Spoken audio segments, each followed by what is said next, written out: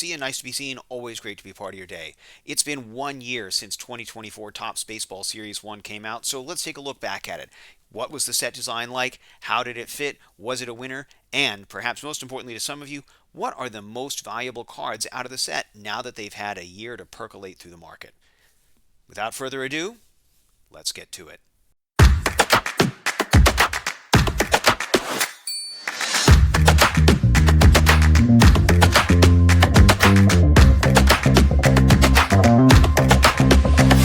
So let's take a look at 2024 Topps Baseball. If you haven't seen it, well, it's probably because you're new to the hobby or because you've been living under a rock. Either way, you can be forgiven.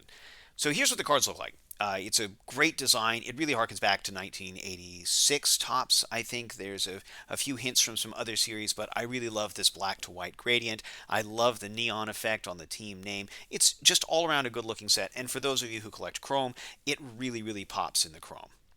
The checklist was a lot larger this time around. Between the three series, so Series 1, Series 2, and Update, there were 1,050 cards. That is absolutely enormous. Those of us who grew up in the junk wax era can look back at, 800 cards in Upper Deck and think, man, that was huge.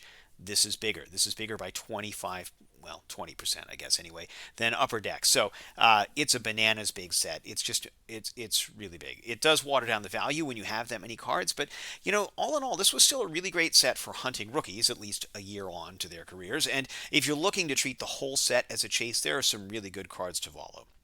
Now, as always, the most valuable cards in this set are the rookie cards, with one notable exception, which we'll get to.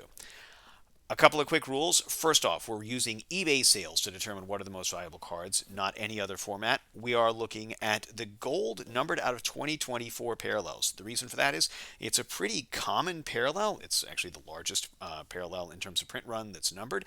And because of that, it's very liquid. These are cards that in all cases but one, which I'm going to highlight, there's a lot of motion through the market of these cards, so we can get a really good predictive sense of how these cards work.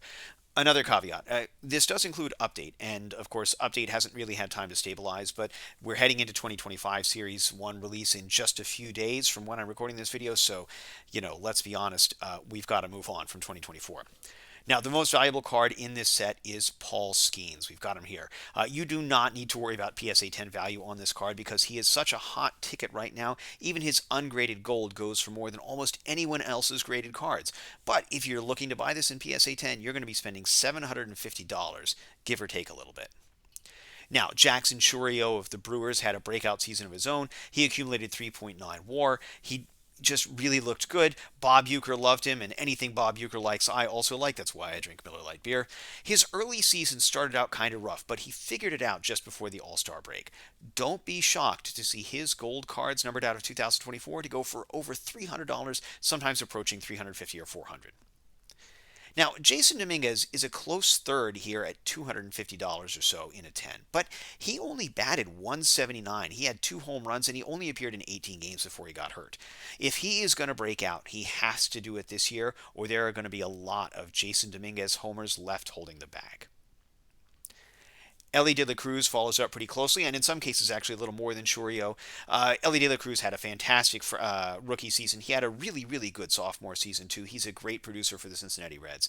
His gold cards go for anywhere between $200 to $275 in a PSA 10. So here's a couple of quick examples here. You can see there's a wide range of cards, although admittedly one of them is an SGC. So you take the PSA premium and add it onto that. Jackson Holliday, he's a weird one. He's a really great position player in the sales list. He's probably one to watch out for among position players in Update Series. And since his second call up last year, he has gone on an absolute tear. Now, he has a great pedigree, of course, but he's also super talented. His gold cards don't move, and that's really weird. So a target value of between $150 and $300 seems pretty reasonable, but there haven't been a lot of sales of his cards, so this is at best a guess. In fact, of the Jackson Holliday cards from Update, only 2 PSA 9s have sold at all on eBay, and not a single gold card has sold in a PSA 10. Now, Evan Carter runs probably about $100. He is an early chase from Series 1. You'll remember that he was sort of the chase card in Series 1. He remains a really popular player to look for, even though he didn't have a particularly great year. He accumulated less than 1 WAR, but there's still a lot of room to grow for him. So look for $100 on the numbered gold for Evan Carter. Yoshinobu Yamamoto had a really good first year with the Dodgers, even though he missed 3 months. And remember, he got hurt with I think it was a shoulder strain, but he ended up coming back after 3 months on the injured list. He won a World Series game. He had a 3.0 ERA, 7 wins. Now, the Dodgers seem to basically view Japan as their playground right now, and that may be part of it, right? But his gold cards go for anywhere between $125 and $150. Shota Imanaga, another rookie import from Japan, played for the Cubs. You may know him as Mike Imaga Jr.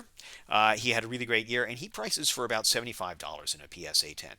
Interestingly enough, between the two of them, I don't know who's going to have a much better career, but I think Imanaga is probably, if you're looking to buy cards at the ungraded level, Imanaga might be a better value.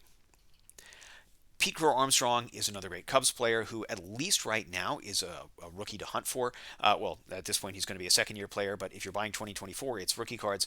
Pete had an okay 2024 season. He had 27 steals. His OPS plus was only 88, so he was a below average guy at the plate. He clearly has some room to grow as a batter, but he had a pretty solid defense. So he's a well-rounded player. He may never be, the kind of guy who lives up to his hype, but for $75 for a PSA 10, it's a pretty good value if you can pull one of his cards. Now, Junior Caminero is the hot name in the hobby right now. He only accumulated 0.7 WAR over 43 games, but he had a pretty decent OPS plus, 105, so he was slightly above average as a hitter. He's a terrible defensive player. He had -4 defensive runs saved and a really bad fielding percentage. Now, as a third baseman, you can't afford to be bad in the field. Take a look at Alec Boehm and his really, really slow growth as a player. So why does Caminero have value?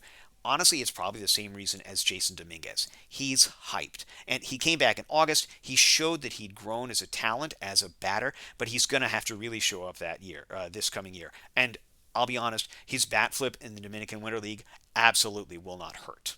There is one established player on the list who is worth thinking about, and that's Shohei Ohtani. His card's priced out at almost $300 for the numbered gold. Gunnar Henderson and Adley Rutschman, both really good players, both pop up around 50.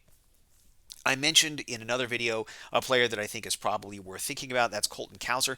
Colton Cower's gold cards go for a very small amount, like $5 or $10. But I think if you are rookie prospecting, Colton Cower might be someone to keep an eye on. He's young. He accumulated almost 4 WAR in 2024, which was his rookie card season.